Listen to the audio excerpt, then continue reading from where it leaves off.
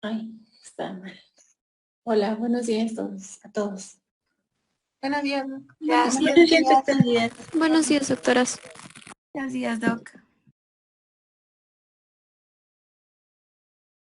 Ya solo falta que entre una de sus compañeras. Creo que ya están, ya las acepté. Sí, ok. Bueno, entonces vamos a continuar. Vamos a retomar la parte de diagnóstico prenatal. Y entonces les voy a presentar mi pantalla. Espero no tener problemas con el internet como siempre. Entonces ya lo están viendo, ¿no? Sí, Doc, ya. Entonces vamos a empezar por definir qué es el diagnóstico prenatal. Y aquí lo tenemos, tenemos una definición según la OMS, pero en general vamos a decir que son todas aquellas técnicas del diagnóstico prenatal encaminadas a descubrir, aquí algo muy importante, durante el embarazo algún defecto congénito, ¿no? Y por defecto congénito nos referimos a todo aquello que se pueda presentar al nacimiento o que se presente más tarde, ¿no? Esto puede involucrar algún problema morfológico, estructural, también funcional o a nivel molecular. Puede ser también, puede ser externo, puede ser interno, también puede tener un origen familiar o puede ser esporádico, ¿no? Por lo que puede ser hereditario, ¿no? Puede ser único o puede ser múltiple. Entonces, en conclusión, podemos decir que todas estas acciones diagnósticas, eso es lo que nos van a ofrecer. Un descubrimiento para entonces estar preparados en el momento del nacimiento o al recibir a este producto o en el caso de que sea necesario interrumpir el embarazo. Okay. ¿Qué alteraciones genéticas se pueden identificar con este diagnóstico prenatal? Vamos a clasificarlas en tres grandes grupos. La primera de ellas son las cromosomopatías, ya sean numéricas o estructurales.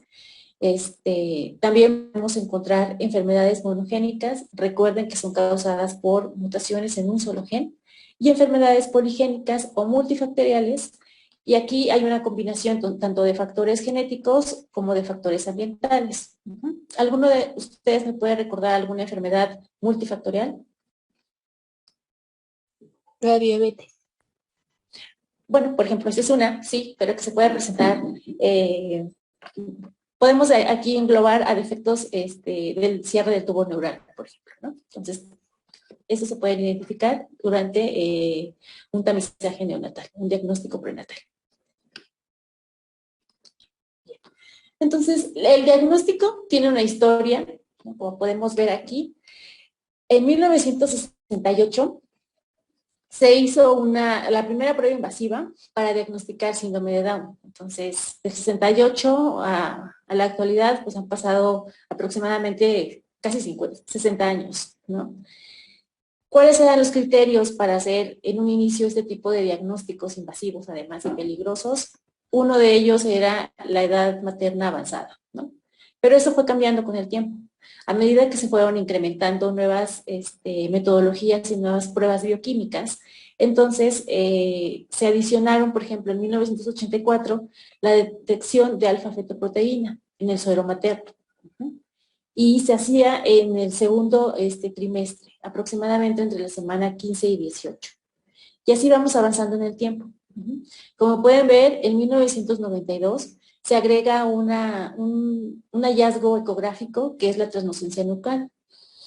Después, en los 90, en el 2000, tenemos que en el screening para este diagnóstico prenatal también se empieza a trabajar con el DNA fetal libre para 1997, ¿no? En la actualidad o a partir del 2010, como pueden ver, se ha, ¿cómo decirlo? Se ha preferido diagnóstico prenatal no invasivo.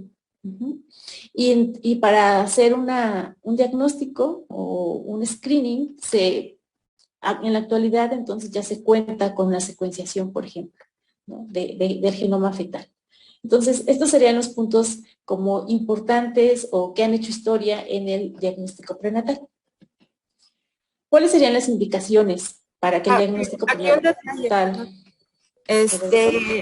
Esa secuenciación de genoma no se considera técnica de diagnóstico todavía, está un poquito en pañales, pero se considera una técnica de monitoreo.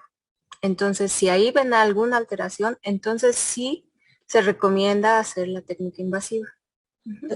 Solo secuenciación masiva no les va a dar un diagnóstico prenatal. Todavía no se puede, pero bueno, para allá vamos. Vamos para allá, ok. Ahorita claro ese punto. Bueno, entonces, dentro de las indicaciones para el diagnóstico prenatal, pues tenemos varias asunciones. Primero, la edad materna mayor a 35 años. También que exista una historia familiar de padecimientos genéticos congénitos, que el padre o la madre sean portadores de alguna translocación cromosómica. Recuerden que ellos pueden ser o tener translocaciones balanceadas, pero cuando lo heredan pueden incrementar el riesgo de padecer alguna trisomía o alguna lesión importante. También la exposición a teratógenos. ¿Cuáles pueden ser estos teratógenos? Pueden ser de origen biológico, pueden ser ambientales o pueden ser químicos.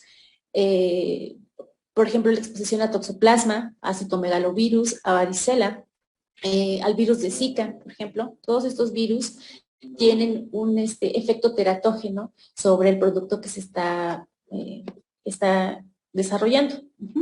También, otra indicación pueden ser las malformaciones congénitas que se detectan por ultrasonido. Y si hay una pérdida gestacional recurrente, recuerden que habíamos visto en el caso de las cromosomopatías que muchas veces cuando hay estos problemas se pierden muy temprano estos embarazos, ¿ok? Sin algo aparente. También si se obtienen datos ultrasonográficos de anomalías como la cantidad de líquido amniótico. Y algo muy importante es la ansiedad materna. Si esta persona, esta mujer que está embarazada tiene ansiedad y quiere conocer más acerca de este embarazo que está en desarrollo, pues es suficiente elemento para o una indicación para este diagnóstico prenatal. Otra cosa, dentro de los teratógenos que no son biológicos y que también se encuentra la exposición a alcohol o a cigarro. Muy bien. Y vamos a clasificar entonces los métodos dentro de dos grandes grupos, los no invasivos y los invasivos. En el caso de los no invasivos, nos van a hablar de un riesgo. En el caso de los invasivos, aquí sí vamos a hablar de un diagnóstico como tal. Dentro de los no invasivos encontramos el tamizaje bioquímico, los marcadores ultrasonográficos, tanto en primero como en segundo trimestre, y el DNA fetal en sangre materna, que como vimos es no invasivo, pero solo nos habla de un riesgo.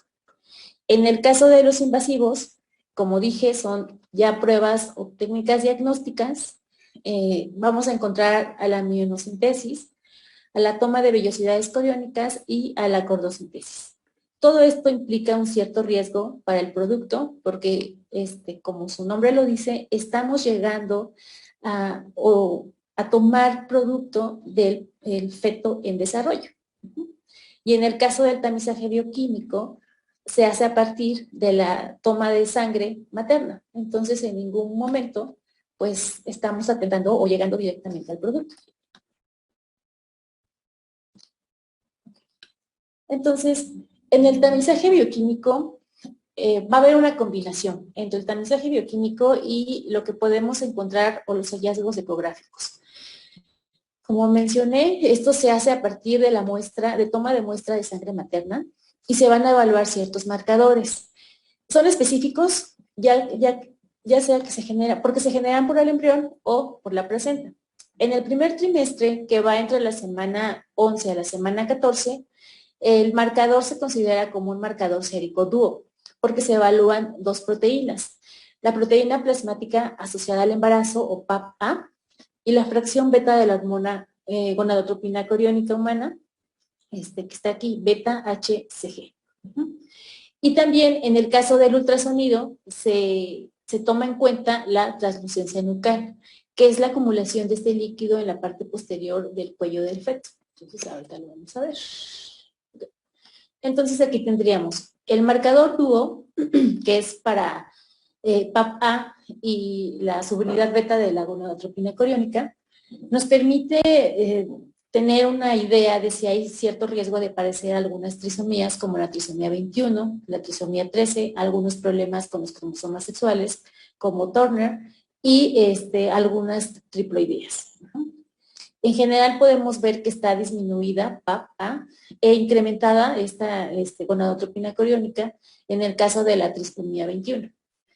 Y la translucencia nucal también se ve aumentada, que aquí se ve, aquí se aprecia en este efecto con esta parte roja. Otro hallazgo ecográfico que también es interesante o que también se sigue y se busca es la presencia del hueso nasal. Y también se llega a medir la longitud de los huesos largos. Entonces, en un primer trimestre, como dije, es la combinación de los hallazgos bioquímicos con los resultados ecográficos, los que nos van a hablar de cierto riesgo. Si este riesgo o todo apunta a que se está cursando con un embarazo que puede tener trisomía 21, bueno, el siguiente paso sería entonces hacer algún abordaje invasivo. En el segundo trimestre, que va entre la semana 15 a la semana 18, aquí tenemos un triple marcador. Y se llama triple marcador pues porque se adiciona una nueva proteína para ser medida. En este caso es el estriol. Y también hay un cuarto marcador en donde se agrega la hormona inhibina A, y se le conoce como un 3 cuádruple. En el caso de los hallazgos ultrasonográficos, bueno, también tenemos un incremento en la translucencia nucal, una hipoplasia del hueso nasal. Bueno, aquí esta imagen corresponde, bueno, es para marcar en dónde vamos a ver la translucencia nucal o el hueso nasal. También puede haber un acortamiento de fémur o un intestino ecogénico. De esta no traje una imagen. Pero bueno, a lo que voy es que cuando hay un resultado de alto riesgo, entonces aquí es donde se va a pensar en hacer algún, o incluir o avanzar, mejor dicho, hacia un método invasivo. Antes de esto, o sea, no sería recomendado. Y entonces, creo que ya lo habían visto en la clase pasada, pero es un resumen, en donde tenemos esta detección de un primer trimestre y la detección de un segundo trimestre, en donde vamos a combinar un hallazgo ecográfico, que es la translucencia nucal, y la concentración de las proteínas en suero materno, que es PAP-A, aquí algo muy importante es que se incluye es la alfa-fetoproteína. Esta alfa-fetoproteína está asociada con defectos en el cierre del tubo neural, y como pueden observar aquí, se ve incrementada. Entonces, esta es importante, ¿sí? Porque sirve para marcar un riesgo de que ese feto tenga problemas en el cierre, ¿ok? Entonces, hay una combinación, como pueden ver, en el caso de las trisomías, la translucencia nucal está incrementada, pero no se ve así en el caso de los defectos del tubo de cierre neural. La proteína PAP-A, que es la proteína asociada a embarazo, en los 3 casos de las trisomías está disminuida, y la que va a hacer la diferencia en este caso es la subunidad beta de la gonadotropina coriónica, que para trisomía 21 está incrementada y en el caso de la trisomía 13 y 18 pues se ve disminuida. El estriol no conjugado para el segundo trimestre está disminuido y como dije la alfa-fetoproteína se incluye y aquí podemos ver la diferencia disminuida para las trisomías e incrementada para defectos del tubo de cierre neural. Muy bien. Entonces, la translucencia nucal es uno de los hallazgos ecográficos importantes, pero no es el único. Hay algunos otros marcadores ultrasonográficos para este diagnóstico de temprano de las trisomías. Y bueno, algo importante que hay que mencionar es que el embarazo, o sea, este diagnóstico prenatal se debe ofrecer, como ustedes pueden ver, en semanas previas a la semana 20, que sería la semana hasta la que se puede realizar un aborto. Entonces, claro, informado y voluntario. Dentro de los marcadores ultrasonográficos encontramos también, además de la translucencia nucal o la presencia de este hueso hipoplásico del hueso nasal, también podemos identificar algunos problemas en la velocidad del flujo sanguíneo de los ductos venosos. También aquí, como pueden ver, se puede medir la frecuencia cardíaca fetal, la longitud maxilar inferior, el tamaño de las orejas. Acuérdense que en las trisomías generalmente hay una implantación baja, el tamaño del fémur, del húmero.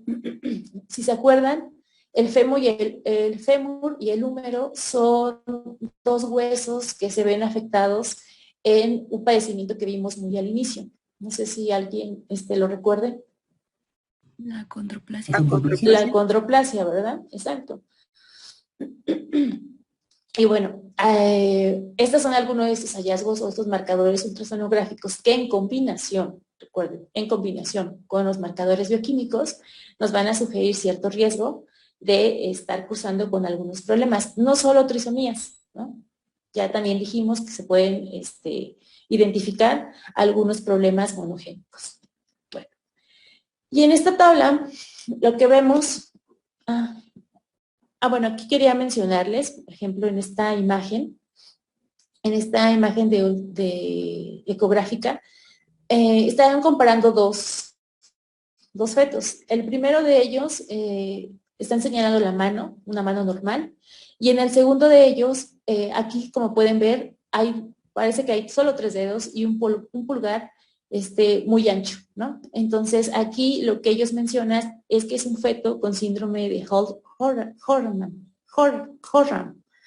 Entonces, a lo que voy con esto es que estos hallazgos ultrasonográficos nos permiten también identificar ciertas anomalías, y es lo que viene en esta tabla. ¿Qué se puede diagnosticar con simplemente la ecografía? Bueno, algunos trastornos monogénicos, también algunos multifactoriales y algunas malformaciones que pueden indicar un síndrome. En el caso de las multifactoriales, como labio paladar hendido, también en el caso de lo que puede indicar un síndrome, el onfalocele, y no sé si ustedes se acuerdan qué síndrome puede presentarlo.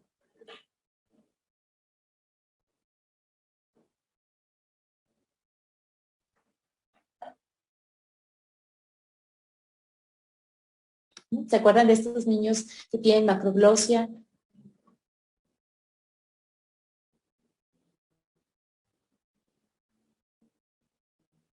¿A los que tienen síndrome de Down? No. Wiedemann? Ajá. El síndrome de Wiedemann. Exacto. Ese puede ser un hallazgo que nos puede sugerir este tipo de síndromes. Y aquí lo que les muestro, por ejemplo, es un meningocele. Aquí lo podemos ver. Están comparando dos resultados ecográficos de dos fetos distintos, uno normal y uno que presenta este problema, ¿no? Entonces, con la ecografía también se puede diagnosticar o puede funcionar para diagnosticar ciertos trastornos. Entonces, esto también quédense. Bien, y entonces aquí en esta tabla vemos estas estrategias de tamizaje, estas estrategias de cribado para decidir si se hace o no algún procedimiento invasivo.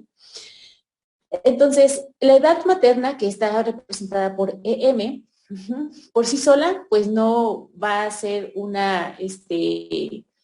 bueno, aquí dice una tasa de detección, ¿no? Por sí sola, pues nos va a sugerir cierto riesgo. Y aquí vemos que es de un 30%. Pero pues siempre va a haber un error, solo pensar porque es una mujer por arriba de los 35 años. Pero en el primer trimestre, si combinamos la edad materna con la translucencia nucal, aquí lo vemos, entonces hay una tasa de detección, o que nos sugiere, mejor dicho, algún problema de entre un 75 a un 80%.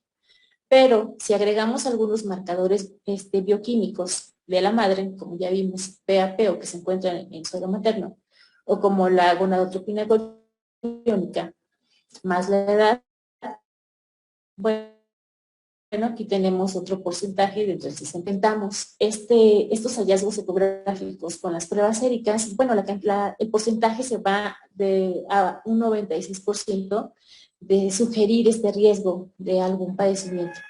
En general, como ustedes pueden ver, al ser el primero en desarrollarse para cromosomopatías como trisomía 21, mucho está relacionado con la identificación o búsqueda de y además por la frecuencia de esta trisomía.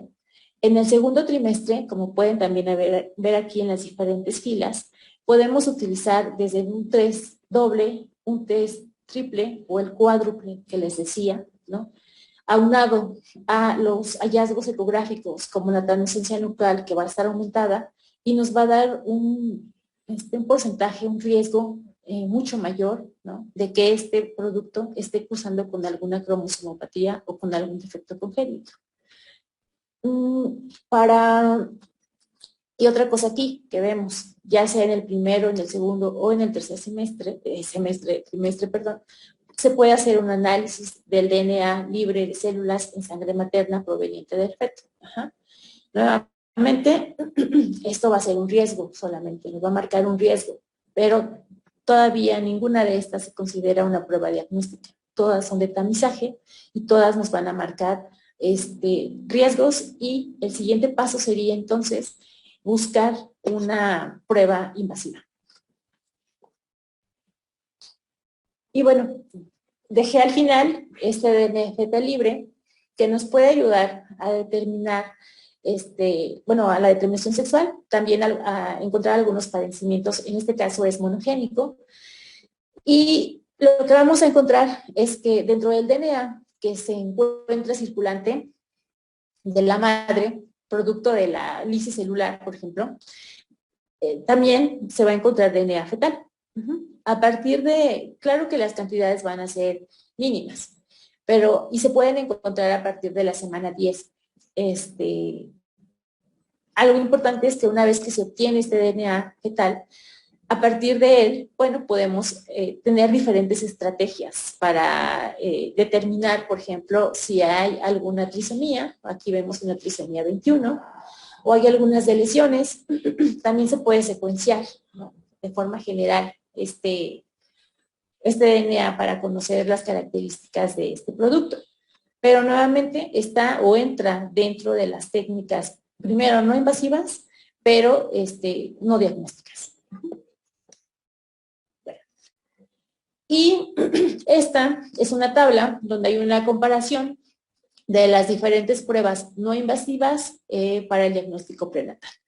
Están los hallazgos ultrasonográficos, ecográficos, el triple test, y ya al final aquí tenemos el DNA libre en suero materno, proveniente del feto. Bueno, ¿en qué momento se debe de ejecutar? Como pueden ver, por debajo de las 20 semanas, porque como lo mencioné, hasta las 20 semanas sería el tiempo adecuado para poder llevar a cabo un aborto voluntario, si es que se presenta algún, algún problema ya diagnosticado. O sea, por ejemplo, lo ideal sería que esto del diagnóstico prenatal no invasivo ocurriera en las primeras semanas para que diera tiempo a que si se va a hacer una parte invasiva, se permitiera tener los resultados. Ustedes recuerden que cuando les hablé de cariotipo, les mencionaba que las células deben de tener cierto tiempo de crecimiento, y a partir de ese tiempo de crecimiento se detienen, se hace toda la metodología de la tinción y después del análisis, pero eso lleva, como ustedes pueden ver, pues cierto tiempo. O sea, entonces no tenemos que estar muy limitados en cuanto a tiempo y tratar de tener suficiente para poder dar ese diagnóstico, ¿no? Y que sea antes de la semana 20. Que se busca la translucencia nucal o el hueso, la hipoplasia del hueso nasal, por ejemplo. Y nos habla entonces de un diagnóstico. Aquí vemos síndrome de Down. Bueno, no un diagnóstico, perdón. Nos sugiere que este feto puede estar cursando con síndrome de Down. Hay siempre errores. Aquí vemos con falso positivo. El triple test, que ya lo mencionamos, en donde se incluye la alfa-fetoproteína, el estriol, la gonadotropina coriónica, y bueno, aquí no está, pero en el cuarto, acuérdense, también está PAP. Entonces, hasta aquí. Bien, y después, una vez que ya tenemos cierto riesgo asociado con la presencia de un incremento en la translucencia nucal, por ejemplo, los marcadores séricos que nos muestran que está incrementada la gonadotropina coriónica, por ejemplo. ¿Qué es lo que se hace? Bueno, pues entonces se ofrecen los métodos invasivos. En el caso de los métodos invasivos, como su nombre lo menciona, como su nombre lo sugiere, vamos a llegar al producto. no están exentos de complicaciones. Ay, perdón, está junto. Y conllevan cierto riesgo de interferir con la evolución de la gestación.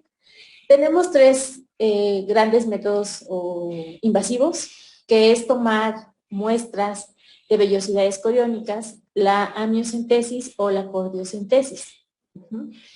¿En qué momento se sugiere cada una de ellas? Vean, la primera, la de la toma de la muestra de vellosidades coriónicas de la semana 10 a la semana 12, la amniocentesis entre la semana 14 a la semana 16, porque hay que esperar a tener suficiente líquido, y en el caso de la toma de sangre a partir de cordón, pues por arriba de la semana 17.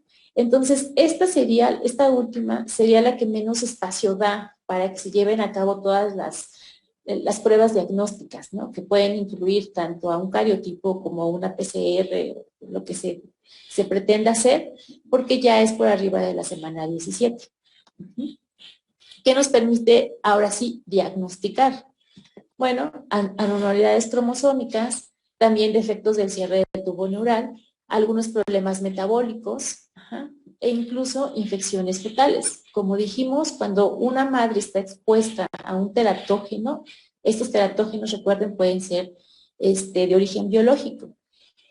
Y una de las características, por ejemplo, de los virus que hablan, bueno, solo les mencioné y que ya no vimos, como citomegalovirus, es que tiene la capacidad de atravesar la barrera placentaria e infectar también al producto. Todos los tres métodos, como pueden ver, conllevan cierto riesgo de aborto. 2% en el caso de las vellosidades, de toma de muestra de vellosidades coriónicas, y vean de 0.06 a 1.3 en el caso de la amniocentesis, y toma de muestra de sangre de cordón está aproximadamente un 3% como máximo de un riesgo de aborto. Bueno, en el caso de la amniocentesis, todo tiene una historia, fue desarrollada en 1966, y como lo habíamos visto en la segunda diapositiva, fue el primer método invasivo para el diagnóstico de anomalías cromosómicas que fue trisomía 21. Esta aquí era una... Ay, se fueron varias veces.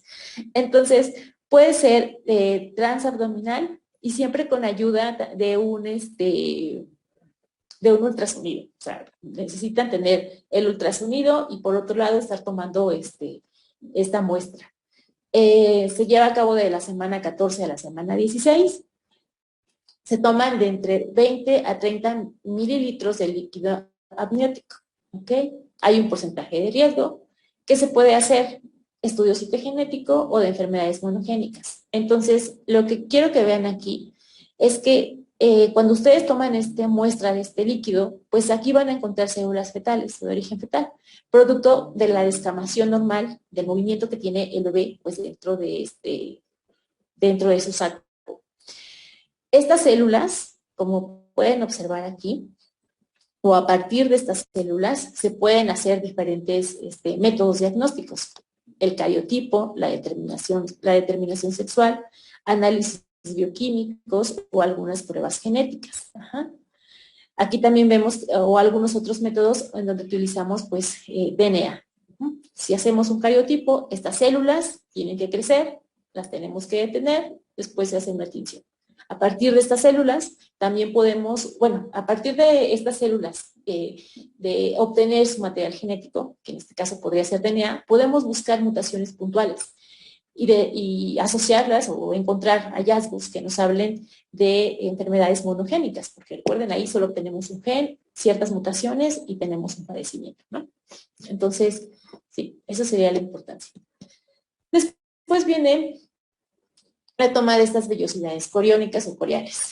¿En qué periodo se hace? Bueno, pues entre la semana 10 a la semana 13, como ya dijimos, hay un cierto riesgo de provocar un aborto. Y nuevamente, si ven aquí, lo que se puede hacer es un diagnóstico de algunas anormalidades cromosómicas, trisomías, o algunas translocaciones, problemas genéticos. O sea, en realidad aquí la pregunta pues va a ser encaminada a resolver si tiene algún problema de los que se vio asociados en la primera parte del diagnóstico del tamizaje. Puede ser de dos formas, transabdominal o transcervical, pero vean aquí también, siempre va a estar acompañado de bueno, aquí dice una sonda ecográfica o de estar visualizando en un ultrasonido, pues lo que está sucediendo, ¿no? Cómo se está llevando a cabo la punción para evitar, pues dañar de alguna manera, pues al producto. Y la cordocentesis, que como les dije es la que ocurre o se lleva a cabo ya por arriba o alrededor de la semana 17, tiene un mayor riesgo de aborto. Aquí vamos a obtener directamente sangre del cordón umbilical. Fue descrita y desarrollada en 1983. También a partir de esa sangre, donde vamos a encontrar pues, leucocitos, podemos hacer alguna prueba, un biotipo, para determinar problemas cromosómicos, algunas infecciones, y siempre va a haber una parte del ultrasonido para estar guiando al experto en la toma de estas muestras, ¿no? Entonces, cuando hablamos de estas pruebas invasivas, como ustedes pueden ver, es porque llegamos directamente al producto y tomamos algo de este producto en crecimiento. Ok. Estas son las pruebas diagnósticas invasivas. En la actualidad también se ofrece un diagnóstico genético preimplantacional. ¿En qué momento o cuándo decidir acerca de este diagnóstico genético preimplantacional? Bueno, si ya tenemos algunos padres que conocen el riesgo de heredar algún padecimiento, ya sea monogénico o de cromosomopatías, ¿no? Ellos perfectamente pueden optar por tener esta fertilización in vitro y a estos embriones que se crecen inicialmente en un laboratorio, ahí se les puede hacer este diagnóstico preimplantacional y saber o poder discernir qué embrión está sano, qué embrión no lleva estos problemas, y estos serían los que se van a implantar y permitir el crecimiento. Entonces, ¿en qué momento se hace? Bueno, pues cuando tenemos un blastómero entre 8 a 16 células, aquí como pueden ver, y esto ya se los había mostrado la clase pasada, se toma una sola célula. Entonces, ¿se imaginan esta sensibilidad a la que hemos llegado? En donde a partir de una sola célula se pueden hacer o buscar diferentes anomalías. Como dije, es cuando los padres, muchos de ellos ya conocen algún problema que tienen, y claro que tienen derecho a tener hijos sanos. Se puede detectar o diagnosticar aquí sí fibrosis quística, distrofia miotónica, neurofibromatosis, distrofia muscular, Huntington, no sé, diferentes padecimientos. Bueno, que podría tener. Antes de que pases, sin embargo, aquí es un arma de doble filo. ¿Por qué? ¿Se acuerdan que en las enfermedades que vimos había ciertas enfermedades que se incrementaba el riesgo de padecerlas con este tipo de técnicas? ¿Quién se acuerda qué enfermedad era? A ver, un ejemplo. ¿Cómo, Doc? Perdón, es que se me trabó. Es que cuando vimos las enfermedades en las semanas pasadas, había unas que su riesgo se incrementaba cuando se usaban este tipo de técnicas in vitro. ¿Alguien se acuerda de qué tipo de enfermedades son o un ejemplo? Son las que están relacionadas con la impronta, si no mal recuerdo.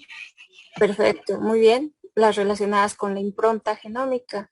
En especial hay una, ¿se acuerdan cuál es? A ver, ¿cuáles son las enfermedades relacionadas con la impronta que vimos?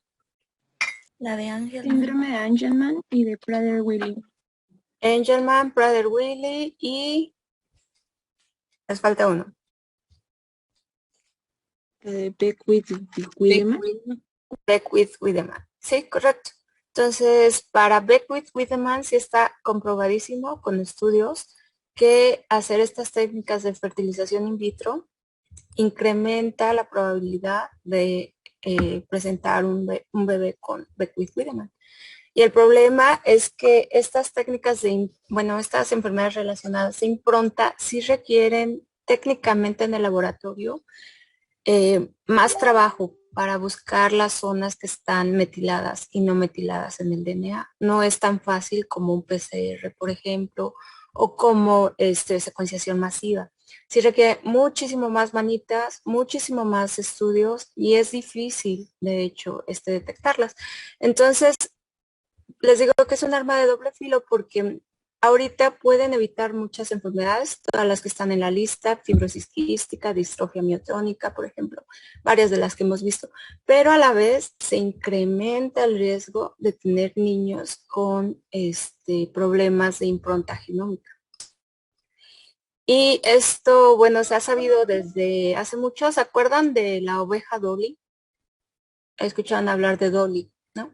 Fue el primer mamífero que fue clonado a partir de una oveja adulta. Sacaron células, reprogramaron y de ahí salió la ovejita Dolly.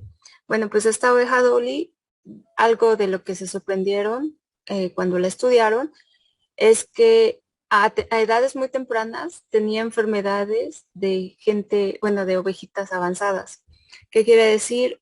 La reprogramación no es completa, o sea, todavía hay cierta memoria en las células, envejecimiento telomérico, ¿sí? Muy bien, exactamente. Sus telómeros también estaban más cortos, eran más cortos como los de las células adultas y empezó a desarrollar muchas enfermedades de ovejas seniles a tempranas edades y además tenía muchos problemas epigenéticos. Y ahí fue cuando se dieron cuenta. Y eso se dio por las técnicas que se usaron de fertilización.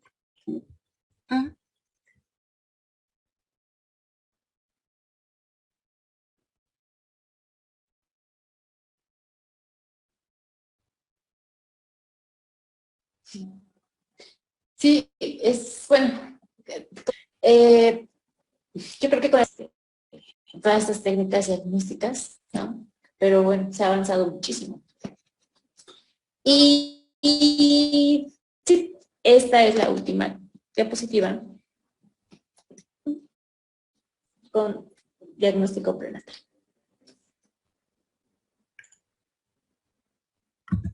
Ok, de aquí tienen preguntas. Algo que no haya quedado claro. Yo, doctora, por ejemplo, en las técnicas no invasivas con que, por ejemplo, salga una irregularidad, por ejemplo, si hacen todas, ¿no? Pero sale solo una, ¿es necesario ya hacer las invasivas? ¿O tiene que haber como un cierto número? ¿Tú te refieres a si hacen, por ejemplo, a nivel de pruebas bioquímicas, no encuentran algún hallazgo importante, o sea, lo encuentran dentro de la normalidad? Sin embargo, en la translucencia nucal está incrementada. ¿A eso te refieres? O sea, si hacen solo una. Recuerden que algo importante, o sea, sí sería dar este asesoramiento, pero algo que les dije muy al inicio es que si existe esta ansiedad materna y los padres quieren, aún así, aunque parecería que solamente la translucencia nucal es el hallazgo, ir hacia una parte invasiva, pues tendría que hacerse.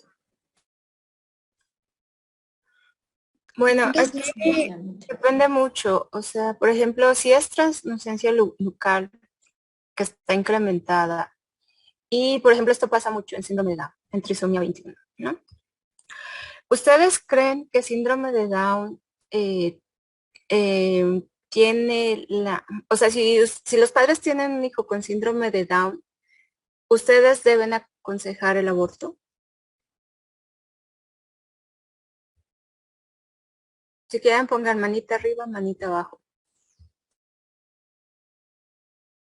Es pregunta, ajá. Es muy difícil. Sin entrar en ética médica. Es que aquí hay división, Doc. A ver, ¿qué piensas? En contra de los abortos. Fuera de éticamente lo que ustedes piensen, Acuérdense, si están en favor o en contra del aborto, es personal.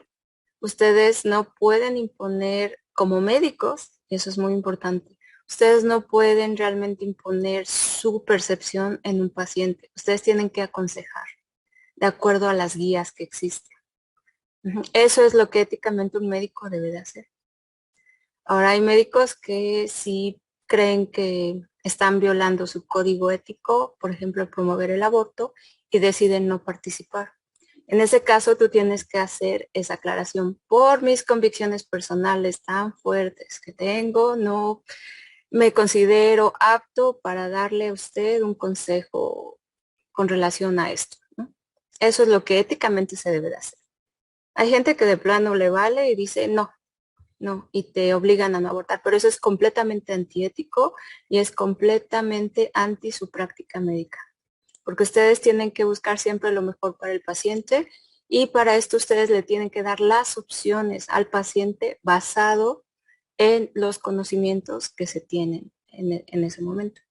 Entonces, bueno, fuera de que estén a favor o en contra del aborto, ahora ustedes como médicos, ¿qué creen? ¿Qué le dirían a la señora?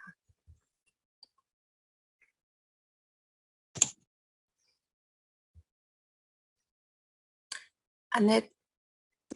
Bueno, ahorita se me vino a la mente una experiencia de lo que estaba diciendo porque apenas una conocida nos contó que cuando estaba embarazada, su hija tiene igual 18 años, le dijo el doctor que tenía un síndrome de Down y le dijo que abortara, pero pues ella dijo, no, o sea, definitivamente no voy a hacer eso, yo quiero tener a mi bebé, pero cuando nació la niña estaba sana, entonces siento que es como muy importante y como muy grave también sugerir este tipo de cosas, porque pues para empezar el médico estaba mal en su diagnóstico y pues si hubiera abortado la señora siento que sería un gran problema, ¿no? Ese es un punto muy importante. Sí, qué bueno que lo mencionas. Ahorita lo retomamos. ¿Alguien más que quiera comentar? ¿Qué piensa? ¿Qué haría? ¿Qué deben hacer? Yo creo que más que nada es como que informar al paciente acerca de todos como todos los problemas que puede, bueno, en caso del síndrome de Down, todos los problemas que puede llegar a presentar su hijo y ya como que él pues evalúe si está como que dispuesto a aceptar que su hijo pase por todo eso, no sé, yo siento. Correcto, eso es muy importante. Ustedes como médicos deben dar la información digerida a sus pacientes, ¿no? Exactamente, tienen que explicarles los riesgos, tanto ahorita para diagnóstico como para cuando tienen enfermedades genéticas. Paola. Sí, bueno, yo igual pues le diría al paciente así como, pues sabe que esta es la situación, esta es la enfermedad y pues yo sí le pediría que viera como a futuro, ¿no? Que viera si tiene los recursos económicos para pagar las terapias del niño, para poder, si tiene la disponibilidad de tiempo para poder pues apoyarlo y todo esto, y que vea como a futuro si siente que le va a dar una buena calidad de vida al niño y a ella misma, si sigue con el embarazo. Ok, sí, esto es muy importante. Bueno, sí, los niños con síndrome de Down requieren muchas terapias estimulatorias. Nada más que aquí hay que tener cuidado. Hay que manejárselo al paciente así, diciéndole, bueno, su hijo es mejor que tome terapias, etcétera. Pero nada más aguas con no rayar en lo juicioso. Es decir, si usted tiene dinero, hágalo. Y si no tiene dinero, no lo haga. Nada más con eso tienen que tener mucho cuidado, ¿no? El tacto, cómo le dicen las cosas al niño. Pero muy bien, lo que dicen, ustedes tienen que informarle al paciente los riesgos que tiene el producto. Pero bueno, ¿hay alguien más que quiera comentar sobre esto? Doc, creo que a mí lo que más me llamaría la atención sería Ajá. más que nos pudiera poner un ejemplo de cómo hay que manejar esta situación. Ah, ok. Digo, muchas veces uno se queda así como que, pues desde el punto médico y el punto humanista también como que se dividen muchas cosas, ¿no? Entonces, usted como profesional, ¿cómo lo resolvería? Sí. ¿Cómo lo Bueno, chicos, resolvería? aquí lo importante siempre es ver las guías de práctica clínica. Casi muchas de las enfermedades, si quieren se los muestro aquí. Eh,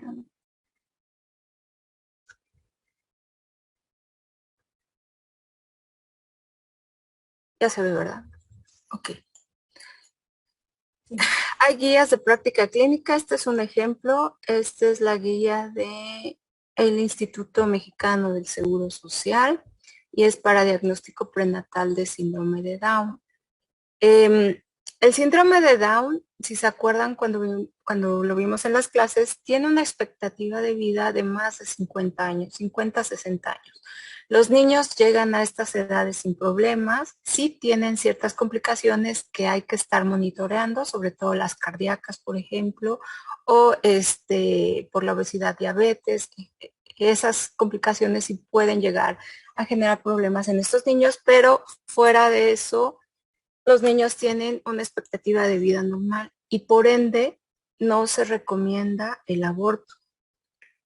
Ustedes no deben, si un bebé viene con síndrome de Down, no deben recomendar el aborto de acuerdo a las guías de práctica clínica, porque el bebé tiene una expectativa de vida normal.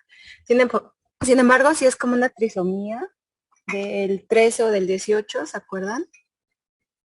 Por ejemplo, las del 18 son incompatibles con la vida. Si los bebés llegan a nacer, viven semanas, días, si bien les va, o generalmente mueren antes de nacer.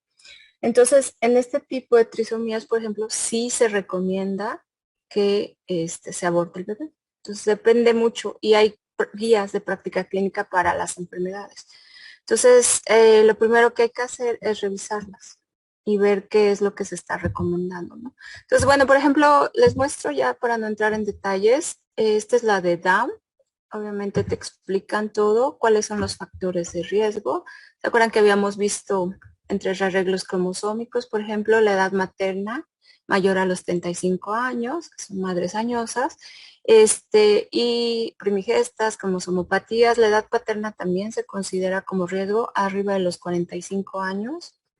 No solo para Down, también para otras enfermedades. Creo que lo vimos en la condroplasia, por ejemplo, ¿no? O si hay embarazos múltiples, infertilidad con pérdida gestacional recurrente, etcétera. Entonces, en estas guías te van a explicar más o menos qué es lo que tienes que hacer. Bueno, aquí viene todo lo del duotest, ¿se acuerdan? La proteína plasmática asociada al embarazo de tipo A, la PAPA, literalmente se llama PAPA, y la fracción de la hormona gonadotrópica coriónica humana, el triple marcador, estreno conjugado, HCG y alfa-fetoproteína. Está elevada y aquí te dicen, por ejemplo, cómo es el abordaje de los estudios. En este caso, son, por ejemplo, para las pruebas no invasivas, que podemos ver pliegue nucal, foco cardíaco ecogénico, fémur corto, húmero corto, etcétera. Y te dicen más o menos, por ejemplo, cuánto es lo que hay que ver, ¿no? Pliegue nucal mayor a 6 milímetros. En algunos casos son 5 milímetros. En otros países, pero bueno, aquí manejan 6 milímetros. Ventrículos cardíacos, etcétera. Entonces, una vez que ustedes hacen estas valoraciones,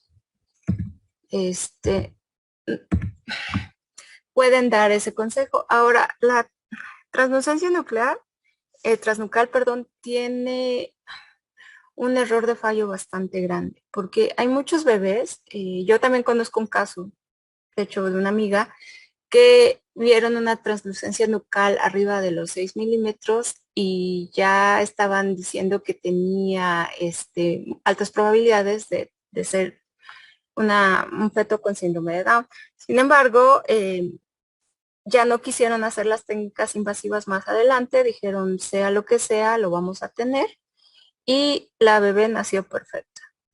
Entonces sí hay un margen de error y es lo que comentaban ahorita y no hay que hacer diagnósticos solo tan sencillos con uno solo de los marcadores. O sea, normalmente tiene que haber más. ¿Sí? Y en especial en el caso de síndrome de Down, que es una de las trisomías más frecuentes que se dan en el mundo, pues no es recomendable nunca, incluso sugerir el aborto. Nunca. Pero bueno, esto es también decisión de los padres. Si los padres deciden abortar, es su decisión al final. Nada más que tienen que tomar esa decisión bien informados por sus médicos. ¿no? Yo creo que esto, no se preocupen tanto ahorita.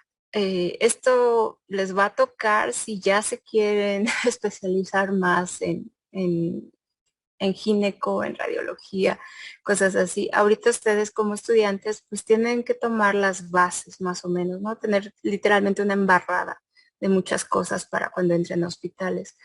Pero estas decisiones ahorita obviamente no les va a tocar tomarlas a ustedes nada más van a estar viendo en los hospitales y solo, bueno, si ya quieren hacer una especialidad relacionada a ese tipo de cosas, pues ya les tocará. Y ahí les dan todo el entrenamiento ético, de guías, qué hacer, todo eso. O sea, nada más quédense con la idea que todo tiene guías. No es, en realidad, no es como el oeste salvaje. Para la mayoría de las enfermedades ya te dicen qué se recomienda y qué hacer y cuándo. Ajá. Ok. No sé si tienen más preguntas de diagnóstico.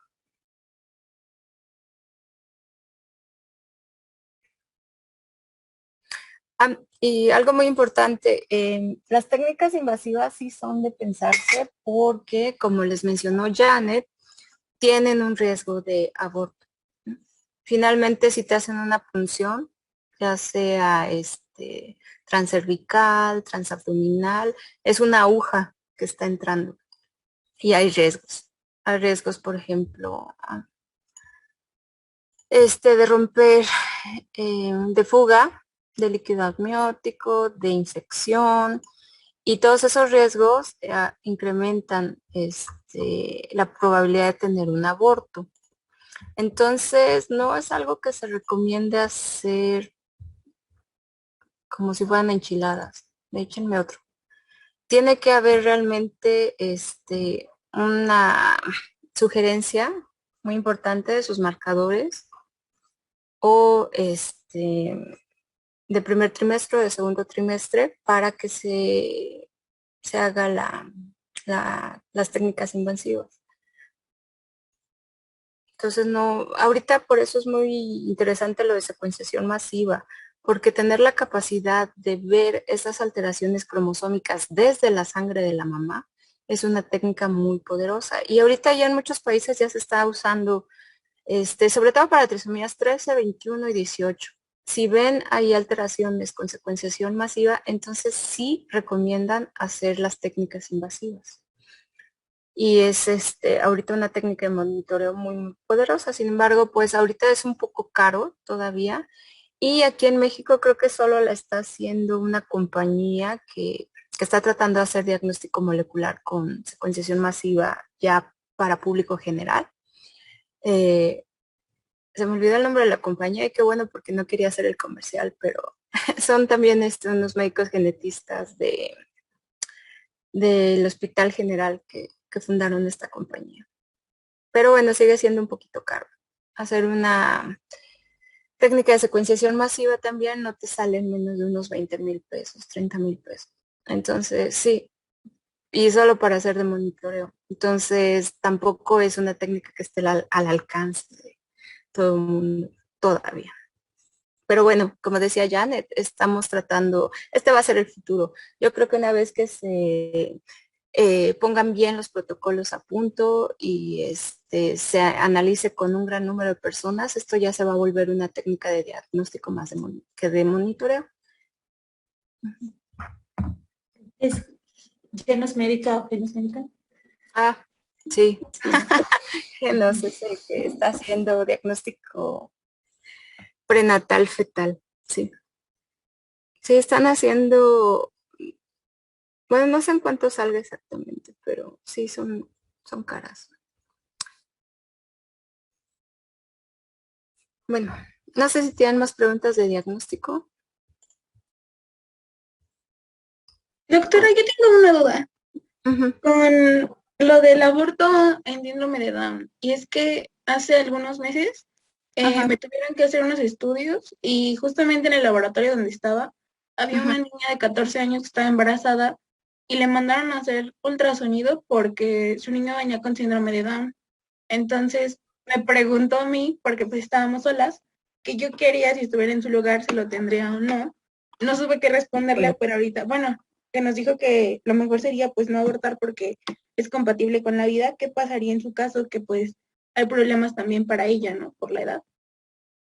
Ok, sí, bueno, ese es un buen punto. Primero, los embarazos en adolescentes y en niñas son peligrosísimos. Así como los embarazos en mujeres añosas son peligrosos, en niñas también. ¿Por qué? Porque apenas están desarrollándose, es una carga fuerte para el cuerpo, tienen muchas complicaciones, tienes que tener mucho cuidado con los embarazos de niñas o adolescentes. Entonces, ahí es lo que les digo, ustedes con base en lo que saben de medicina y lo que sabemos de síndrome de Down, no se sugiere que aborte. Sin embargo, es decisión personal de la madre y del padre. ¿Por qué? Porque ahí se involucran otras cosas a nivel social, ¿no? ¿Qué tanto dinero tienes? ¿Tienes trabajo? ¿Quieres tenerlo? ¿Lo puedes cuidar? ¿Quiero estudiar? Todas esas cosas a nivel personal le competen solo a la persona. Entonces, esa persona es la única que puede tomar esa decisión. Y aquí está lo complicado. Entonces, ustedes, por ejemplo, en este caso, pues tú le puedes decir a la niña que los niños con síndrome de Down pueden llegar a tener complicaciones, hay forma de monitorearlos, hay forma de tratarlos, hay que tener cuidado con ciertas cosas, van a requerir terapias, estimulatorias, etcétera, pero estos niños llegan a crecer a edades casi como la gente que no tiene síndrome normal. Entonces, que en ese sentido no hay problema, pero sí es una carga muy fuerte. Bueno, de por sí tener un hijo pues, es una responsabilidad grandísima para los padres, responsabilidad económica, responsabilidad social, etcétera. Entonces, que depende de ella si se siente realmente lista para tener un hijo. Y ahí sí yo les diría que, o sea, ustedes no le pueden decir a alguien, aborte, no aborte, tenga hijos, no tenga hijos. No, si viene alguien, por ejemplo, que ya saben que les llega un marfan a su consultorio, ¿no? Y que se quiere reproducir.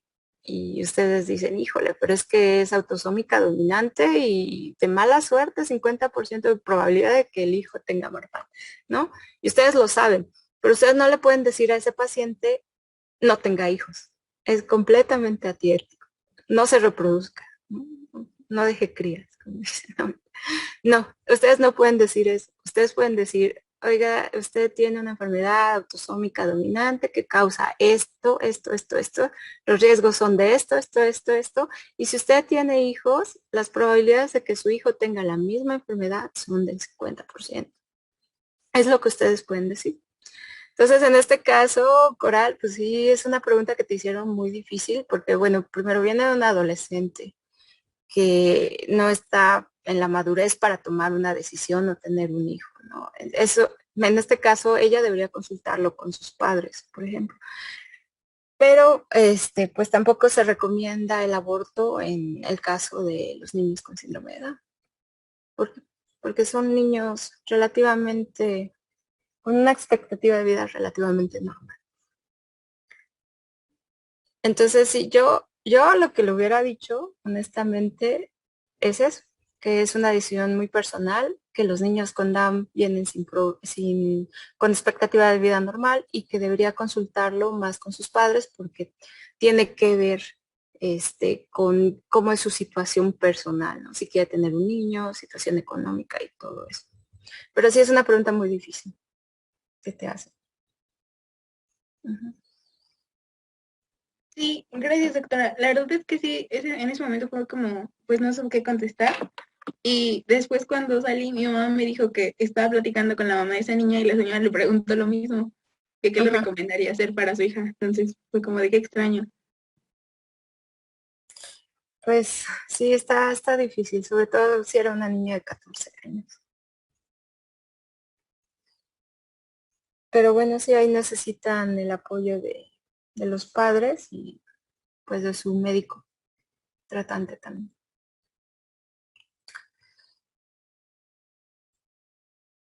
A ver si al final, si nos da tiempo, vemos rapidito un poco lo de consejo genético. es complicado porque involucra muchas cosas relacionadas a ética, ¿no? Cuando da consejo genético, tienen que tener cuidado en el abordaje. Por eso, todas las personas que tienen este tipo de enfermedades hereditarias requieren de la asesoría de un genetista, porque un genetista les debe explicar, sin asustarlos, sin exagerar, ¿no? Cuál es el riesgo que tienen, por ejemplo, para sus hijos, pero no alarmarlos. ¿Por qué? Porque hay mucha gente que a veces desarrolla un sentimiento de culpa. Por ejemplo, que los de Huntington, ¿no? ¿Se acuerdan que se diagnosticaban después de los 50 años? Y normalmente ya después de esa edad ya tenían hijos. Y como tiene un tipo de herencia dominante, pues muchos de estos hijos ya tienen la enfermedad, tienen la expansión del trinucleótido.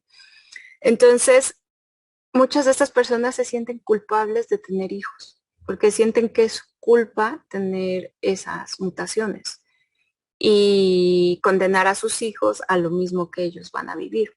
Entonces, por eso es muy, muy importante que para dar diagnósticos genéticos y moleculares se acompañe de un genetista que los vaya guiando y literalmente terapiando un poco para explicar bien, ¿no?, cuál es la enfermedad, que no se sienta culpable el paciente de tener una mutación, porque pasa mucho, y evitar también suicidios, porque hay muchos casos donde el paciente se siente tan culpable que pueden llegar al suicidio, literalmente. Entonces, hay que cuidar eso. Pero bueno, esto ya es práctica de un genetista, que es el médico especialista, ¿no?, en la genética. Entonces, pero sí hay que tener cuidado con eso. No sé si tienen más preguntas de esto, chicos. Ok. Si no, vamos a pasar al siguiente tema, que son generalidades de cáncer. Y creo que solo vamos a ver la introducción ahorita por el tiempo.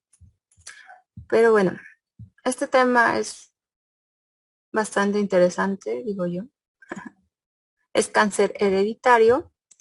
Y vamos a retomar algunas de las cosas que hemos visto en las clases pasadas. ¿Ya se ve? Ya.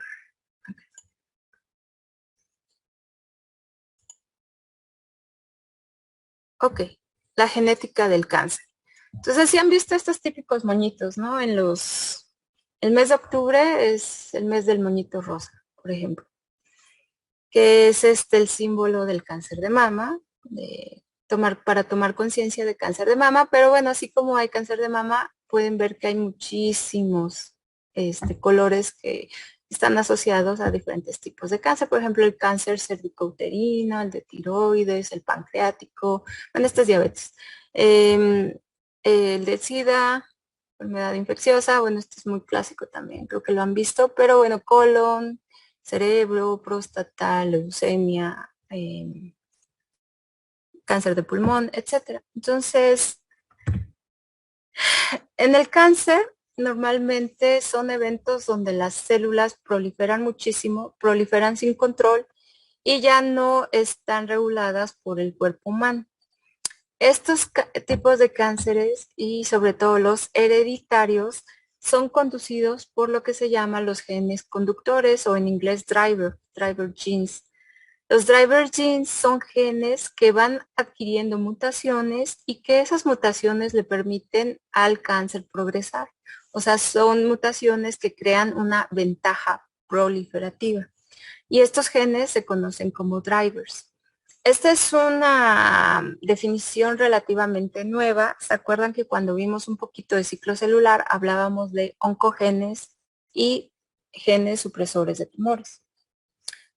Estos oncogenes y genes supresores de tumores en realidad pertenecen como a una definición más global que se llama drivers o genes conductores del cáncer. Y entonces, dependiendo de su función, acuérdense que los genes supresores paran el ciclo celular y los oncogenes permiten que siga el ciclo celular. Son funciones contrarias. Cualquiera de estas mutaciones que afecten estas funciones van a generar progresión del cáncer. Entonces, los genes conductores, en realidad los están dividiendo en esta clase. Pero también hay otros, por ejemplo, los genes relacionados a reparación del DNA. ¿Se acuerdan de BRCA1, BRCA2, por ejemplo, que participan en la recombinación homóloga? Esos genes también se consideran drivers, aunque su función es un poco como extrañas. Se consideran oncogenes, aunque son se consideran sí, oncogenes, aunque en realidad están relacionados a reparación del DNA. Entonces, como resumen, todos los supresores de tumores, genes supresores de tumores que no están mutados van a prevenir el cáncer, mientras que los oncogenes que llegan a mutar promueven el cáncer. Y estos genes mutados, al estar promoviendo, también promueven algo que se llama inestabilidad genómica y promueven la acumulación de otras mutaciones. ¿Por qué? Porque las células están reproduciendo sin ningún control, están ciclando en el ciclo celular y esto puede empezar a hacer o a causar una acumulación de mutaciones. Entonces, bueno, dentro de los supresores de tumores, y esto ya medio lo mencionamos, el primero que se describió fue el de retinoblastoma o RB. ¿Se acuerdan de RB? Que era un factor que secuestraba a E2F. E2F es un factor de transcripción que se requiere para expresar ciclinas y CDKs del paso de G1 a S. Entonces, si RB lo secuestra, no se generan estas ciclinas y RB está parando el ciclo celular. En el caso de tener mutaciones germinales, RB te predispone a un cáncer hereditario que se llama retinoblastoma. El retinoblastoma es uno de los cánceres más comunes en niños. Cada uno de 20,000 niños puede llegar a presentarlo. Y esto se debe a que, bueno, en condiciones normales vamos a tener 2 copias del gen RB normal que están haciendo su función de paro del ciclo celular. Sin embargo, cuando hay retinoblastoma hereditario, normalmente estos niños ya reciben un cromosoma o un gen de RB mutado. Entonces solo tienen uno funcional. Y esto con los diferentes ciclados, lo que puede pasar es que el otro gen llegue a mutar, se generan las 2 copias mutantes y esto puede llevar a la proliferación excesiva y causar retinoblastoma. Entonces, también hay retinoblastoma que no es hereditario y aquí lo que pasa es que hay una mutación espontánea en uno de los genes RB, pero no viene de línea germinal, no viene de cigoto. Y en esta mutación espontánea, bueno, de esta línea, todas las que se deriven van a tener esa mutación, pueden llegar, como en este caso, a acumular otra mutación en el otro cromosoma y esto generar la proliferación excesiva y el retinoblastoma. Entonces, bueno, ahorita lo vamos a ver con más detalle, pero normalmente tienen diferentes porcentajes. Son más raros los germinales. Entonces, cuando se inactivan los supresores de tumores, normalmente es cuando se pierde el control del ciclo celular porque no hay quien lo pare. Y esto se puede dar por también errores de segregación, sustitución o recombinación meiótica, que ya son cosas que ya vimos. Y, por ejemplo, en este caso en el RB, por ejemplo, aquí por una recombinación meiótica hay una región que se cambió. Ya no tenemos las 2 regiones normales. En el caso de gene conversion, que ya no me acuerdo si lo vimos, creo que no, es donde cuando está habiendo recombinación, un alelo de papá y un alelo de mamá se unen, pero acuérdense que tenemos ciertas diferencias dadas, por ejemplo, por polimorfismos. A veces estas diferencias van a hacer que las 2 cadenas no se unan bien y haya lo que se llama mismatch o mal apareamiento. Y las maquinarias de reparación de la célula lo reconocen como si fuera un error, un mismatch, y reparan. Entonces cortan una cadena y usan la otra cadena para rellenar como molde. ¿Qué es lo que hace esto? Que haya conversión génica. ¿Qué quiere decir? Que, por ejemplo, si se corta la cadena del alelo de mamá y se repara con la secuencia del alelo de papá, pues vamos a tener dos alelos de papá en realidad. O al revés. Y esto es lo que se llama conversión génica. Y si se copia, por ejemplo, como molde, una de las copias que tiene el gen mutado, pues ya te van a quedar los dos alelos mutados por error, por gene conversion. Bueno, también dentro de estos errores se pueden causar de lesiones o mutaciones puntuales en supresores de tumores y todos estos eventos te pueden llevar al cáncer. Esto normalmente lo que lleva es a lo que se dice la pérdida con acento, no la pérdida. La pérdida de la heterocigosidad. ¿Qué quiere decir? Si yo era heterocigoto, aquí tengo un alelo normal y un alelo mutado, pues el normal se va a perder también y pierdo esa heterocigosidad. Y eso causa, acuérdense que para desarrollar cáncer con supresores de tumores requieren las mutaciones en los dos alelos, normalmente. Entonces, esto, bueno, te puede llevar a cáncer. Y este ya lo vimos, es el retinoblastoma. ¿Se acuerdan de este niño, no? Que este ojito está raro. Este ojito presenta aquí una masa. Esto es un retinoblastoma y normalmente a estos niños los detectan sus padres cuando les están tomando fotos, porque no hay reflejo rojo en el ojo normalmente, que con el flash se da. Entonces pueden ver esta masa. Y bueno, esto ya lo vimos, lo vamos a pasar ahorita porque esto lo vamos a retomar ahorita que veamos retinoblastoma. En el caso de los oncogenes, bueno, los oncogenes también pueden mutar y generar ciclado sin control del ciclo celular y generar el cáncer. Puede haber mutaciones puntuales en regiones codificantes, puede haber mutaciones también en regiones reguladoras, puede haber amplificación, que es tener más copias, o reordenamientos cromosómicos que hagan que se activen. Entonces, por ejemplo, aquí, bueno, tenemos un DNA y hay una mutación. Entonces, bueno, esto lo van a ver a nivel de RNA y de proteína. Probablemente generan una proteína hiperactiva. Esta proteína hiperactiva va a estar promoviendo el ciclado y va a estar promoviendo la proliferación.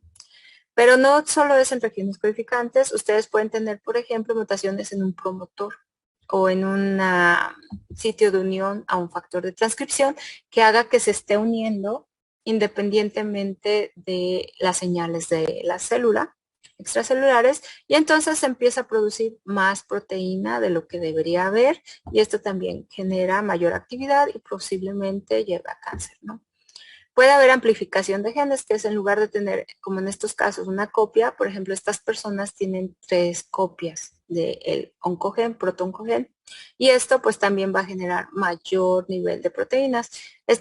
El ejemplo clásico es, por ejemplo, en cáncer de mama.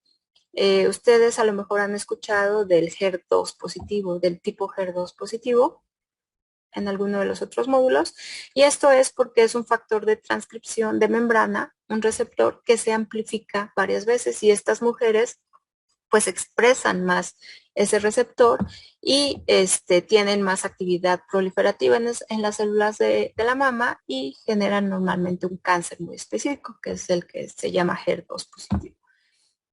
También rearreglos cromosómicos, por ejemplo, este gen se fue a otra región de DNA. Aquí pueden ver una verde y aquí pueden ver otra fusión con otro gen. Y entonces eso también puede generarles proteínas superactivas que generen cáncer. Entonces, unos ejemplos clásicos, por ejemplo, estas activaciones de fusiones son muy clásicas en leucemias. Hay ciertas fusiones que son ya bien sabidas que pueden causar esta enfermedad. Entonces, en general, el cáncer, pues es bien feo. 1 de cada 5 personas morirán de cáncer en el mundo, es lo que calcula la OMS. Y esto, pues si lo ven, es bastante, ¿no? 1 de cada 5 que llega a desarrollar cáncer en su vida es un número muy grande. ¿Por qué creen que está pasando esto? ¿Qué se les ocurre?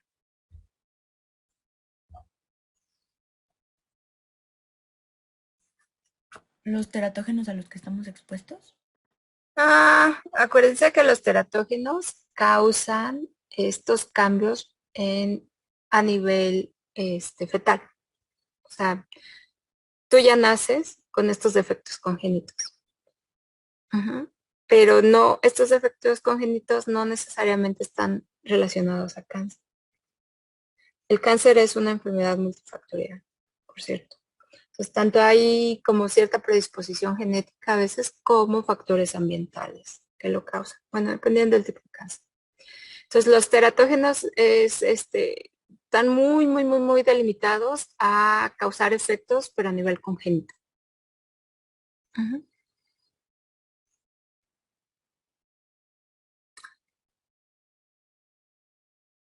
¿Ustedes creen que la gente moría de cáncer antes? No sé, hace unos 100, 200 años. ¿Sí se morían de cáncer o no se morían de cáncer? Sí, no, pero era como muy difícil tener el registro. Ujú, Sí, pero no sabíamos que era cáncer. O sea, se morían de algo. Y ya. exactamente. Es difícil tener registro, no conocíamos la enfermedad como tal, bueno, la serie de enfermedades, porque son varias. Y ¿se acuerdan cuál era la expectativa de vida hace unos 200 años? Menor a 40. Menor a 40, 35 años. 35. Ahorita, ¿cuál es la expectativa de vida? 75 años. 70. 75. Más o menos. Entonces ha cambiado mucho, ¿no? Y sí, tienes razón. Además del... Ujú. No, perdón. Sí, adelante. Tiene que ver No, también adelante. mucho los hábitos de vida, ¿no? O Hábitos. los factores a los que estemos expuestos. Correcto. Exactamente. Entonces, ahorita vivimos más, ¿no? El cáncer normalmente, y como lo han visto, pues es multifactorial, pero depende mucho del ciclado de las células, ¿no? Entonces, mientras más se dividan, más probabilidades, y mientras más viejos nos estamos haciendo, pues nuestras proteínas no son tan eficientes, pierden efectividad. Entonces, es más probable que empecemos a acumular más mutaciones. Ujú. Entonces, mientras más vivamos, más mutaciones se han estado acumulando. Y también es cierto, ahorita ya tenemos más conocimiento de lo que es el cáncer como una serie de enfermedades. Entonces sabemos muy bien que muchas de las muertes a veces son causadas por cáncer que ha hecho metástasis, ¿no? Antes a lo mejor algunos años pues nada más decían, no, pues se murió, quién sabe qué le pasó. Pero ahorita ya tenemos las técnicas y tenemos el conocimiento para detectar, ¿no? Si había algún tipo de cáncer, por ejemplo. Entonces, sí, efectivamente, el aumento de la expectativa de vida y también lo que decían, el incremento a factores ambientales que causan cáncer, que se llaman cancerígenos. Cancerígenos, acuérdense, estos son diferentes a los teratógenos. Los cancerígenos, genos de origen, cáncer, de enfermedad, de esta enfermedad. Los cancerígenos pueden llegar a mover el balance ambiental, ¿no? Para generar ese cáncer. Sí. Christopher.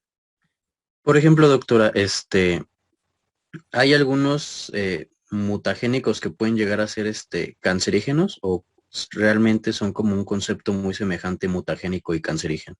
Sí, qué buen punto. Mutagénico es que causa una mutación, pero una mutación no necesariamente te va a causar cáncer.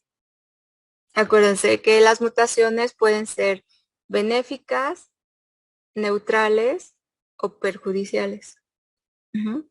Y normalmente un cancerígeno ya es un elemento que te causa mutaciones, pero que sabes que están relacionadas al desarrollo de ese cáncer.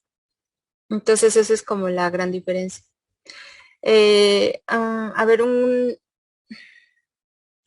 déjame les cambio la presentación. Ahorita porque tenemos tiempo y les enseño otra un poquito. Deme un segundo. A ver, ¿han escuchado del cáncer de pulmón, por ejemplo, ustedes? Y hay factores ahí ambientales que están muy involucrados. ¿Alguien se acuerda qué factores ambientales?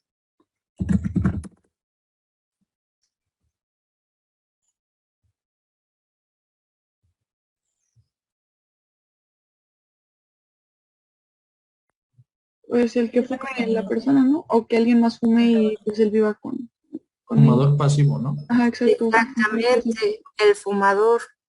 ¿Por qué? Porque se sabe que hay muchos elementos cuando se prende un cigarro que se forman y que causan mutaciones. El cigarro es un cancerígeno, de hecho. Por eso ustedes ven en las cajetillas todas estas advertencias, ¿no? De que fumar causa cáncer, efisema, etcétera.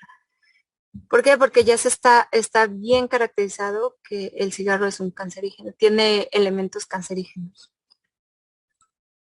Entonces pueden ustedes generar cáncer. A ver, espérame tantito, no encuentro mi presentación. Mm, mm, mm, mm.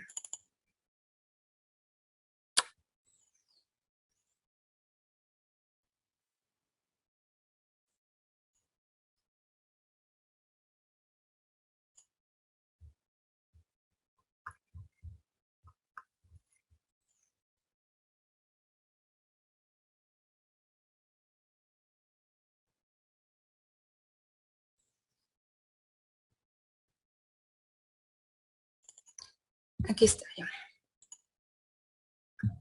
Entonces,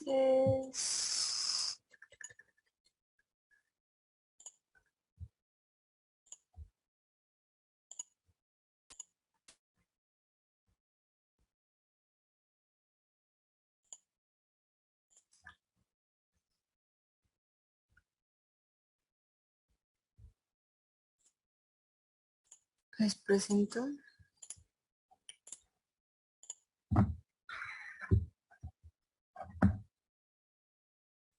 Ok.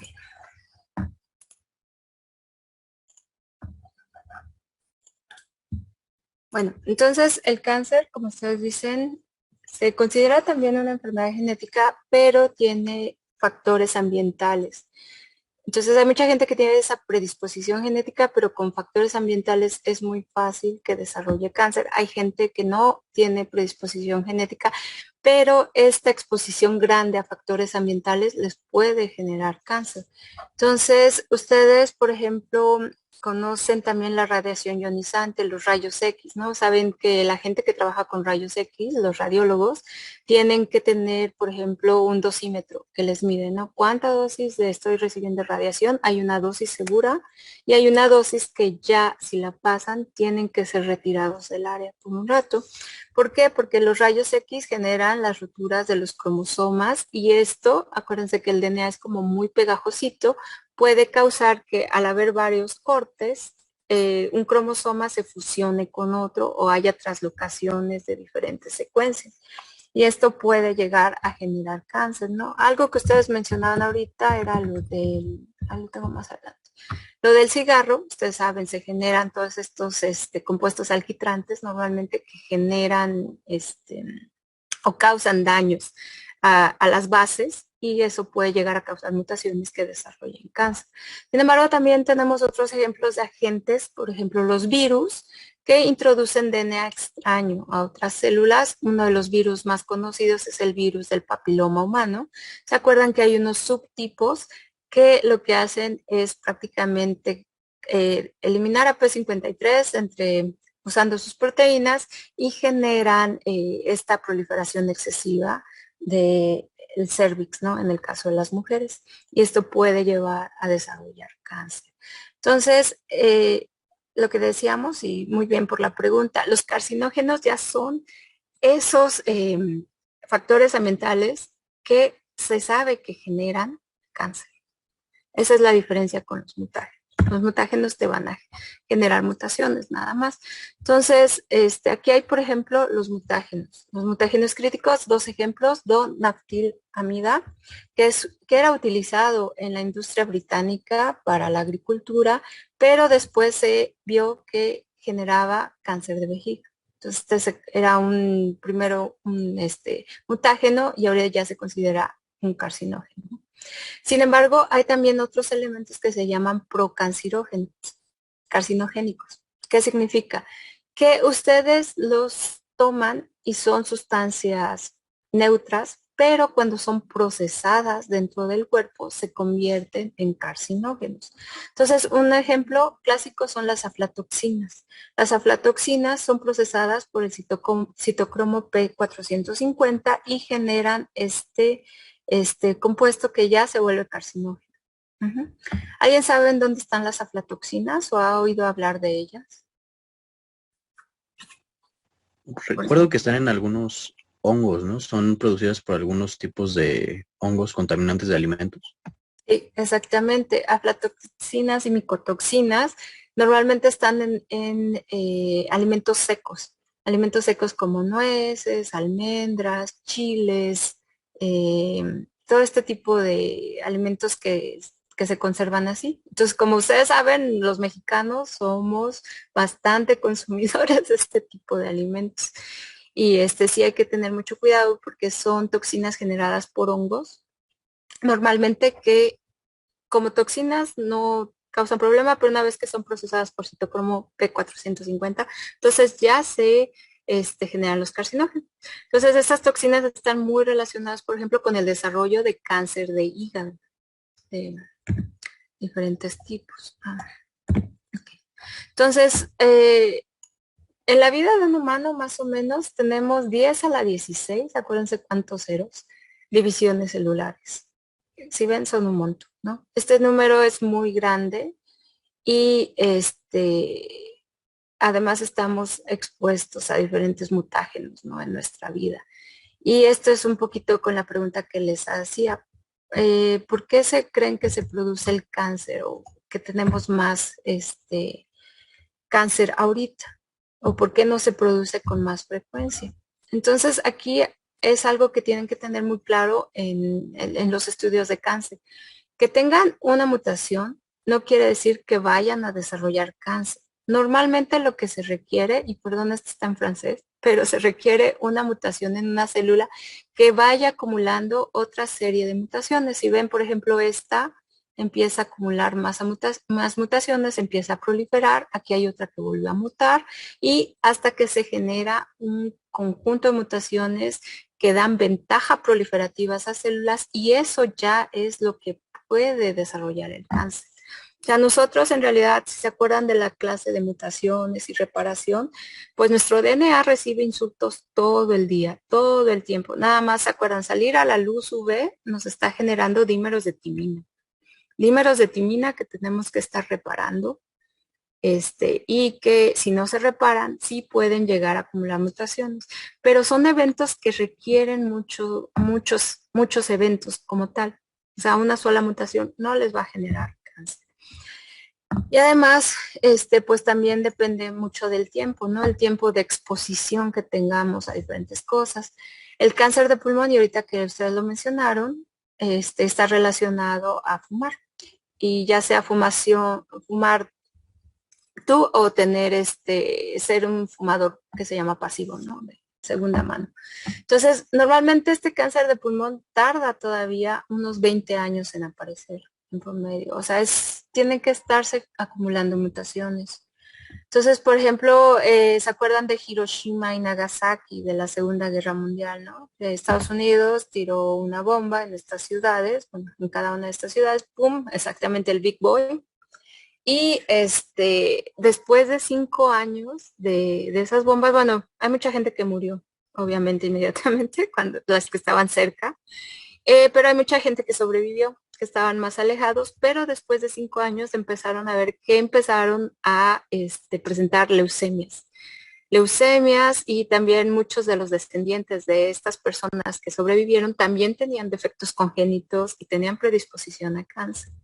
Entonces, en este caso, bueno, fue una altísima exposición a radiaciones ionizantes, lo que causó un cúmulo de mutaciones y después de unos años estas personas empezaron a desarrollar estos tipos de cáncer, sobre todo el de leucemia, que son bastante sensibles las células de la sangre, ¿no? ¿Qué quiere decir esto? La carcinogénesis como tal es muy parecida a la evolución. Y no sé si ustedes vieron un poco de evolución en la primaria, pero bueno, al menos saben, ¿no? De Darwin y de los changos y todo eso, ¿no? O sea, ustedes saben que es un evento que va al azar, que va pasando y se va viendo si el organismo tiene una ventaja adaptativa o no. Si tiene una ventaja adaptativa, pues obviamente va a tener descendencia y va pasando esa información genética. Bueno, el cáncer es muy parecido.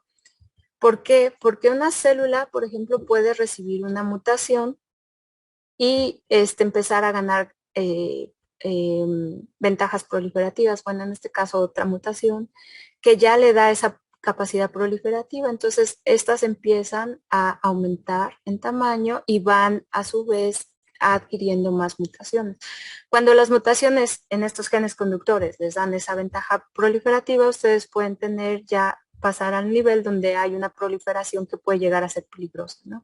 O que adquieren ciertas capacidades de invasión, que es lo que causa la metástasis, que es cuando pasan esta lámina, ¿no? De células epiteliales.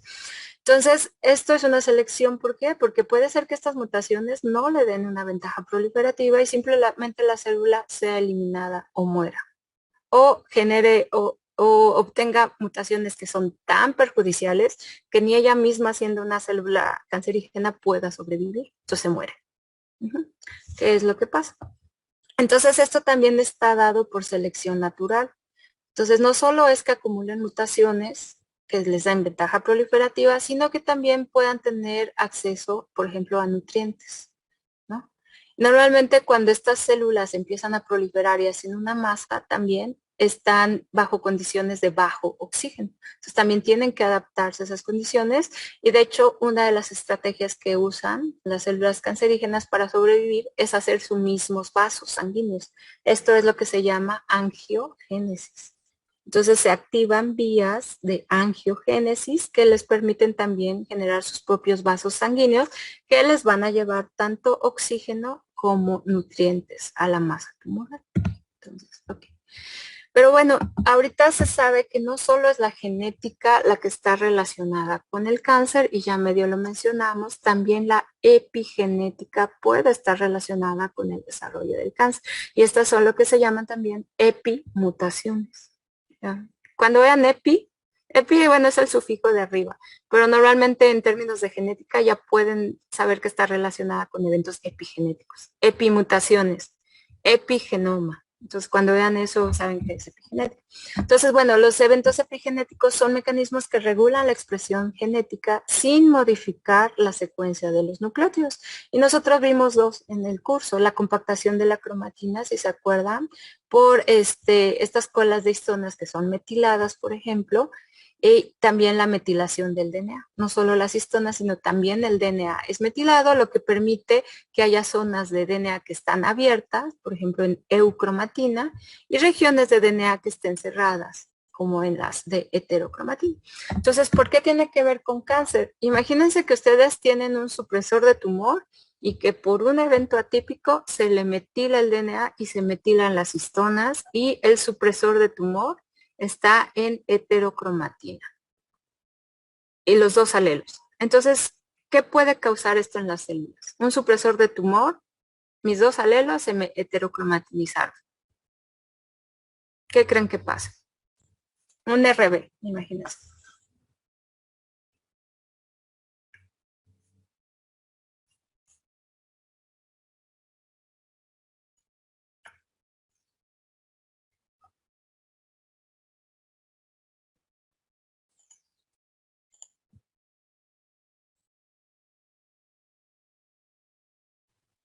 La célula va a seguir proliferando. Exactamente, ya no hay quien pare el ciclo celular, ¿no? En el caso de RB ya no hay quien detenga E2F. Y entonces la célula va a seguir proliferando, pero si yo voy a buscar aquí mutaciones en el gen de RB, pues no las voy a encontrar. O rearreglos, o deleciones, o inserciones. ¿Por qué? Porque simplemente mi RB está heterocromatinizado, pero mi RB, mi gen es normal. Entonces, por eso también es muy importante, el cáncer está relacionado tanto a mutaciones o a eventos genéticos como a eventos epigenéticos. Y estos son más difíciles de estudiar. Entonces, Bueno, aquí ya lo vimos más o menos. Y ya el último concepto antes de dejarlos ir. Ok. Es que vamos a ver nada más rapidísimo las características biológicas del cáncer. Esto en inglés es lo que se llama hallmarks. Hallmarks de... hallmarks son como características hallmarks resaltables. ¿Qué quiere decir? El cáncer es una serie de eventos, es una serie de enfermedades, en realidad, que solo tienen en común la proliferación excesiva. Pero, por ejemplo, un cáncer de mama es muy diferente a un cáncer de cerebro, un cáncer de pulmón, un cáncer de vejiga, un cáncer de ovario. Cada uno tiene características muy particulares. Sin embargo, hay cosas que son muy comunes y esto es lo que se llama los hallmarks del cáncer o las características biológicas del cáncer. Y son todas estas. Se han detectado, bueno, primero se describieron menos y ahorita ya se han aumentado. ¿Qué es lo que pasa en el cáncer? Hay señales de proliferación activadas en las células. O sea, siempre tienen que estar proliferando. Saben estas células evadir la muerte celular y la senescencia. Acuérdense ustedes que, por ejemplo, los telómeros se van acortando con cada división y tener telómeros muy cortos normalmente lo que hace es activar vías de muerte celular programada, de apoptosis. Entonces, estas células tienen mecanismos para evadir ese tipo de muerte. Uno de los mecanismos es expresar la telomerasa. La telomerasa es esa enzima que está replicando los telómeros normalmente. Y nosotros la tenemos menos activa, apagada en la edad adulta, pero pues las células cancerígenas la activan. Y entonces, no importa que estén ciclando y dividiéndose muy rápido, siempre tienen la enzima telomerasa que está añadiendo telómeros y es una forma de evadir la muerte celular. Esto nos lleva también a que estas células adquieren un potencial replicativo y, bueno, en realidad es ilimitado. ¿Qué quiere decir? Ya no están respondiendo a señales, pueden ellas mismas darse sus señales de estar proliferando y no hay quien las detenga. Ellas van acumulando daño al DNA, por ejemplo, y esos daños al DNA también pueden generar estrés en la replicación del DNA. Sin embargo, pues aunque tengan mutaciones, aunque tengan problemas, pues siempre están copiando ese DNA proliferando. Pero bueno, también esto te puede llevar a estrés mitótico. Eso si se acuerdan de mitosis, por ejemplo, cuando se dividía el material genético, pues estas células pueden empezar también a dividir su material genético de forma anormal, en lugar de irse a 23 cromosomas y 23 cromosomas, pues como tengan el genoma y dividirlo como sea y empezar a generar más inestabilidad genómica.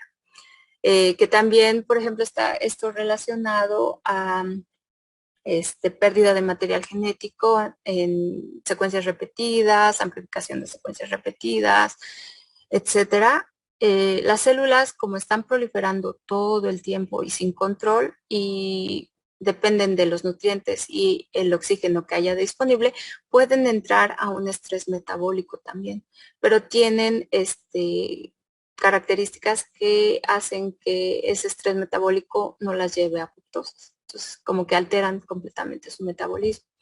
También las células cancerígenas saben evadir la respuesta inmune. ¿Qué quiere decir? Acuérdense que tenemos los CD8, que son los linfocitos tóxicos, que siempre están viendo todas estas células que tienen anormalidades, tienen que ser eliminadas. Y normalmente se activan eventos que hacen que se mueran. Bueno, esto lo van a ver más a detalle cuando lleven inmune el siguiente semestre, pero las células cancerígenas saben evadir a estos eventos de vigilancia del sistema inmune. Entonces no pueden ser asesinadas tan fácilmente por el sistema inmune. Y bueno, como les decía, al crecer los tumores, pues obviamente necesitan mantener eventos de angiogénesis para poder crear nuevos vasos que les lleven nutrientes y les lleven oxígeno, ¿no?, a la mayoría de las células. Entonces tienen una angiogénesis sostenida, lo que se conoce. Y esto al final, con la acumulación de mutaciones, inestabilidad genómica, cambio de su metabolismo y la creación de nuevos vasos, puede llevar a generar células que puedan invadir y hacer a otros tejidos y hacer metástasis. que normalmente, bueno, pues ya en cánceres más avanzados es lo que causa la muerte, ¿no? Este tipo de metástasis. Entonces, estos en general son las características biológicas del cáncer o los hallmarks del cáncer, que son características comunes entre todos los tipos. Y bueno, aquí lo vamos a dejar para que descansen. La siguiente clase vamos a ver un poquito de generalidades de cáncer, terminarlas, y empezamos a ver retinoblastoma, Li-Fraumeni y síndrome hereditario de cáncer de mama y ovario. Esos son los tres que vamos a ver. Y después, acuérdense que tienen que pueden tener examen. Ya acabamos el curso. Sí, les cuento un secreto. Terapia génica no va a venir en el departamental. Ajá, ok. Entonces, bueno, al menos ese tema no lo tienen que estudiar, pero sí lo vamos a ver. Entonces, si acabamos cáncer el lunes, quizá empecemos terapia génica. Ah, no, el viernes ya empiezan los depas, ¿verdad? Hay que acabar el lunes. Ah, se me olvidó que no tenemos la semana completa. Ok. Entonces, terapia génica creo que definitivamente lo vamos a ver después del departamental. Tenemos una clase extra. Así que, bueno, ahorita enfóquense en cáncer y en estudiar todo el temario. Les recomiendo que si tienen dudas, las traigan si quieren por escrito, porque ya su examen es el 15 días, bueno, el jueves, no esta semana, sino la siguiente. Y a lo mejor si acabamos temprano el lunes, pues podemos hacer como una sesión de preguntas, de dudas de lo que tengan, de que haya quedado. Pero bueno, entonces definitivamente va a haber examen el lunes. Va a haber examen sorpresa el lunes. Ok, ya saben los temas que quedaron. Que es multifactorial, citogenética, diagnóstico prenatal y me falta cáncer. Vale, pues chicos. Pero entonces el examen sería después de que determinar el cáncer, ¿no? Bueno. Si quieren antes, ustedes digan. Ok. No, sí, lo hacemos al final de la clase.